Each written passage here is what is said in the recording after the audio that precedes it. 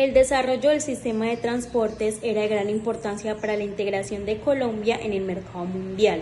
Para la implementación del modelo de desarrollo hacia afuera era impredecible no solo el aumento de la capacidad de carga, sino también la aceleración de transporte y la reducción de sus costos.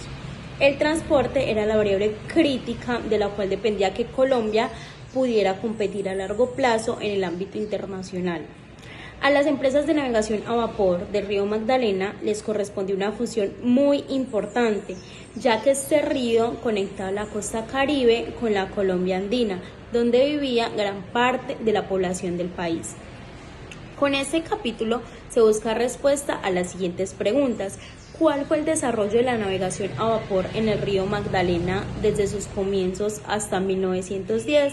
¿Qué estructura de organización tenían las empresas navieras fluviales para responder a las circunstancias particulares de Colombia? ¿Qué tipo de empresa era el más exitoso y en qué medida estas empresas fueron beneficiosas para el desarrollo regional y nacional? Los comienzos de la navegación a vapor en el Bajo Magdalena. En el periodo colonial, para el transporte de mercancías a larga distancia por el Magdalena, bastaban unas docenas de botes grandes y en caso de tratarse de cargas pequeñas y distancias cortas, se utilizaban las canoas y las piraguas. Para cargas más pesadas entraron en acción unas chalanas medianas y los bongos. En los años 20 entraron en funcionamiento los primeros barcos a vapor, que fueron los que dieron inicio a una nueva era en Colombia. En 1823, el primer barco a vapor del empresario alemán Juan Elbers empezó a trabajar en el río Magdalena. Las primeras embarcaciones a vapor transitaron entonces solamente entre los puertos atlánticos de Cartagena, Santa Marta y Barranquilla, y los emplazamientos feriales de Mompox y Magangué. Los problemas técnicos y de infraestructura a la hora de procurar el servicio completo de navegación a lo largo del Bajo Magdalena se debían a la escasez de embarcaderos, la falta de suministros inflamables, los tramos de poca profundidad y los sectores invadidos por las maderas flotantes o cubiertos de vegetación superficial. Los años decisivos en el Bajo Magdalena. A mediados del decenio de 1850 surgió una oleada de empresas de navegación a vapor con sede principal en Santa Marta y Barranquilla. Esta actividad empresarial coincidió con el establecimiento formal de la competencia en el negocio de transporte fluvial en 1853. Al mismo tiempo, se le concedió a las embarcaciones de propiedad extranjera protección legal. La actividad empresarial a partir de los años 50 coincidió con el auge de la exportación de tabaco de Ambalema y Carmen Bolívar. Alentadas por la proclamación oficial de la competencia privada en el transporte fluvial, las empresas interesadas en la exportación de hojas de tabaco impulsaron la regularización y extensión del tráfico de navegación a vapor hasta Honda. En este proceso jugaron un papel relevante las embarcaciones a vapor de poco calado provenientes de Gran Bretaña, cuyas características permitieron navegar por todo el Bajo Magdalena. No solo aumentaron la capacidad de transporte, sino que también provocaron un ahorro de tiempo en el transporte de personas y mercancías de importación. Organización interna de los vapores. La tripulación requería una especial atención. Sin lugar a duda, la persona más importante a bordo era el capitán, de quien se exigía 4 cualidades. La primera era una buena formación profesional, la segunda, una experiencia en la navegación fluvial, la tercera, la lealtad al empresario y por último y cuarta, la capacidad para hacerse respetar. El capitán ordenaba al piloto, al contable, al ingeniero y al cocinero. Si el capitán era hombre de confianza para el empresario, los empleados también deberían serlo para el capitán. Las empresas de navegación implantaron un nuevo sistema de organización del trabajo, cuyas características eran la especialización, la experiencia de nuevas profesiones y la jerarquización. Mientras los oficios del capitán, del piloto, del contable y del ingeniero gozaron de alto prestigio, los marineros eran reducidos a receptores de órdenes. A esto se sumó un nuevo patrón de dominación cultural, dado que gran parte de los capitanes, pilotos, ingenieros y contables eran extranjeros, mientras que los marineros eran reclutados entre la población local de los bogas. Efectos de integración económica y resistencia. Cabe destacar que la navegación a vapor no solamente fue impulsada por la ola de exportaciones de tabaco, sino que repercutió muy favorablemente en la exportación de otros productos del interior, tales como el índigo, el café y la cinchona. La visión del trabajo entre los puertos de la costa que se especializaron en el comercio de tránsito y las regiones que se especializaron en la exportación fue cada vez más notoria. Quizás la mayor crisis de las relaciones entre los promotores de la integración y sus críticos se presentó a mitad de 1875, cuando los estados de Bolívar, Magdalena y Panamá dieron muestras de separarse formalmente del resto de la Unión. En Barranquilla, los revolucionarios que tenían el apoyo del pueblo tomaron al inspector de aduanas como rehén y exigieron la autonomía para establecer sus propias aduanas. Liderados por el aumento de capacidad de transporte y extensión del servicio hasta Neiva. A finales de la década de 1870, 19 embarcaciones a vapor se encontraron activas en Magdalena. Por lo menos la misma cantidad había sucumbido debido a los peligros que escondía el río. Si bien la arteria vital de la economía de importación y exportación siguió viviendo momentos amargos durante el último tercio del siglo. La capacidad de transporte aumentó.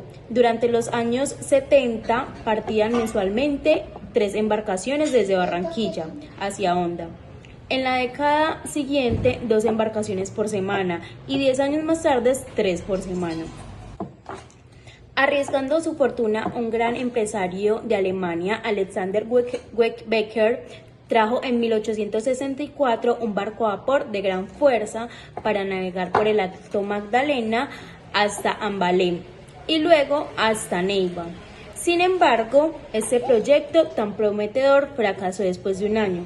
El alemán tuvo que ver cómo su bonito y nuevo barco se estrellaba debido a la falta de atención del piloto.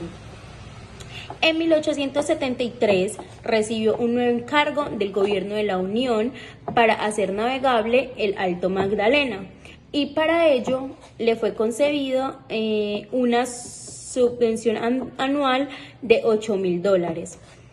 Becker tampoco pudo concluir este proyecto debido a problemas técnicos y a la hostilidad por parte de sus competidores colombianos.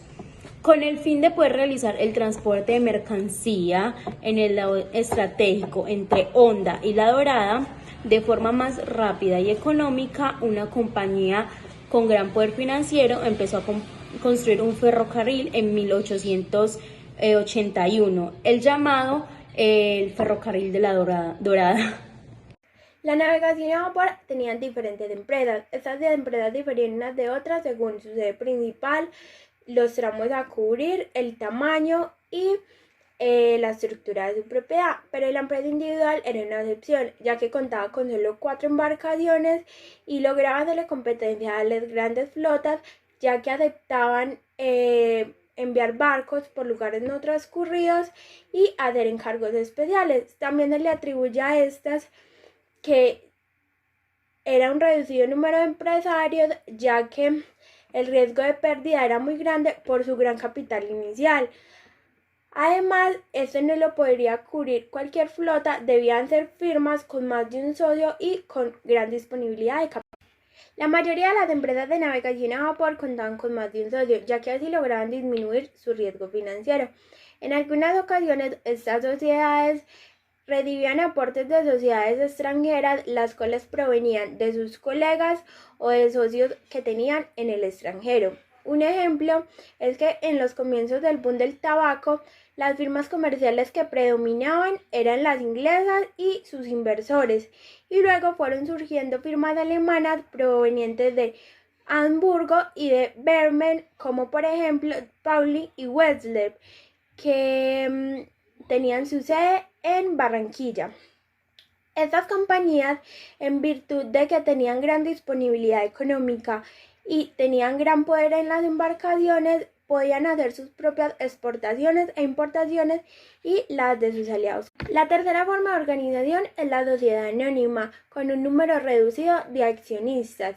Las acciones se reparten entre pocos accionistas y no se negocian en ninguna bolsa.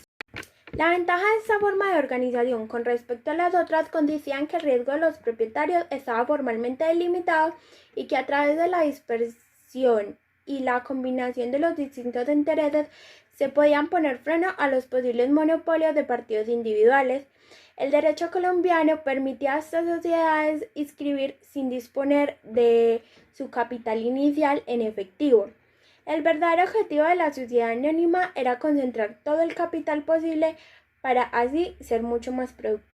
Desde los años 60, solo las firmas financieramente fuertes podían subsistir en el Magdalena. Entre ellas, habían sociedades que tenían su sede principal en el extranjero, ya que tenían diferentes beneficios, como por ejemplo diplomacia militar y acceso fácil al mercado capital y de tecnología internacional. La mayoría de las sociedades hacían partícipes a sus directores y capitanes de las ganancias y pérdidas de la empresa. Así intentaban reforzar la lealtad, el servicio de responsabilidad y la motivación personal de sus empleados más destacados. Una de las primeras empresas que reforzaron esta propuesta fueron la Compañía Unida y United Innovation. Las pequeñas y medianas empresas tenían expectativas de vida muy cortas. Esto se debía a tres grandes causas. La primera es que muchas veces se quedaban encalladas en la arena o se destruían en los rápidos. El gran problema es que si las tenían aseguradas, las indemnizaciones casi nunca eran del total del valor del barco y si habrían que volver a hacer un nuevo barco se demoraba mucho tiempo ya que se venía desde Europa o desde Norteamérica. En segundo lugar, las empresas perdían parte de sus flotas debido a los revolucionarios o al gobierno. Esto debido a que por los tramos peligrosos y los barcos no se destruían mediante pasaban por ahí con los proyectiles, había una estipulación del gobierno que decía que si llegaba a desencadenarse una guerra civil, tenían que poner a disposición todos sus barcos, los cuales la mayoría fueron destruidos. En tercer lugar, existía una gran competencia en el Magdalena, lo cual hacía que las empresas que no tuvieran un fuerte músculo financiero y no fueran diversificadas económicamente, en muy poco tiempo no llegaran a ser rentables y se destituían. Consideraban indispensable el privilegio garantizado por las autoridades políticas. De hecho, hasta en el momento en el que fue restablecido el monopolio, todos aquellos empresarios que quisieran tomar parte de este negocio, tarde o temprano tuvieron que vivir experiencias similares como liquidaciones, fusiones e incluso concentraciones monopolistas sucedían con mucha frecuencia. El negocio de la navegación a vapor fue una empresa ambivalente. Por un lado, le parecía tentador a los inversores tener empresas de embarcaciones a vapor, dado el servicio estratégico que presentaban a las regiones en el interior orientadas a la exportación. Este mecanismo fue quizás la característica crucial que influyó sobre el desarrollo institucional de las empresas navieras que operaban en el Magdalena, para evitar las guerras de precios y aumentar la coordinación y optimizar las tasas de la utilización de la capacidad del transporte disponible. La Guerra de los 1000 días tuvo repercusiones catastróficas para las sociedades del Magdalena. Los oficiales de las tropas gubernamentales que dirigían las embarcaciones expropiadas y posteriormente incorporadas a la flota mercantil del gobierno se enriquecían a costa de los desempleados exportadores a través de los exorbitantes fletes. Algunas compañías como la Compañía Fluvial de Cartagena y la Flota de Barranquilla disponían de 12 y de 40 embarcaciones, las cuales tenían capacidad para 300 toneladas de capacidad de carga. Al final del conflicto armado, la mitad de las embarcaciones era apta para la navegación comercial. Debido a la escasez de embarcaciones y a la demanda de la capacidad de carga del café apilado en Colombia luego del conflicto, a las empresas supervivientes pudieron compensar sus pérdidas por algún tiempo gracias a los altos precios de los transportes. En 1905, el Grupo Cartagena, ahora reestructurado, que controlaba las instalaciones portuarias en Cartagena y el ferrocarril de la ciudad, desafió nuevamente a las sociedades de Barranquilla. En la estrategia maquinada por Thomas Ford, el vicepresidente y director de la sociedad en ese momento, jugaba un papel importante en los vales de los extranjeros, un tipo de obligaciones ligadas a las tasas de importación vigente a los extranjeros de las pérdidas ocasionadas durante la Guerra Civil. Dado que anualmente solo se podría cobrar el 8% de los ingresos arancelarios, el valor en el mercado de los vales extranjeros había disminuido ya en un 25%. Como conclusiones generales podemos decir, las firmas emplazadas en Santa Marta y Barranquilla, con conexiones comerciales y bancarias internacionales, participaron en forma decisiva en la fundación y consolidación de la navegación a vapor en el Magdalena. Ellas tenían un vivo interés en la implantación del modelo de desarrollo hacia afuera, y al contrario que el empresario colombiano puede ser considerado como las verdaderas difusores de la navegación a vapor. La mayoría de los proveedores, tanto del capital como de los barcos, y una gran parte de los maquinales, capitanes, sobrecargos y ejecutivos eran del extranjero. De ellos puede decirse que las relaciones externas, el network, así como la confianza económica y cultural que garantiza en el acceso del capital humano y financiero, fueron un factor clave para la obtención del éxito en este sector. La estrategia general de las empresas navieras consistía en el control total sobre ciertas líneas, productos o en la totalidad del río Magdalena, lo cual es la eliminación de la rivalidad económica y la coordinación máxima de los servicios prestados al cliente. El mecanismo monopolista, que se debía al factor estructural, la libre competencia de los proveedores de servicios, que al mismo tiempo tenía que hacer frente a un entorno de altos riesgos. Por último, el incremento continuo de la efectividad en un entorno poco favorable difería a este sector de casi todos en la época. Tanto la situación de la competitividad a la cual se vieron expuestas las compañías de transporte en el Magdalena, así como los procesos de concentración contribuyeron a este fenómeno.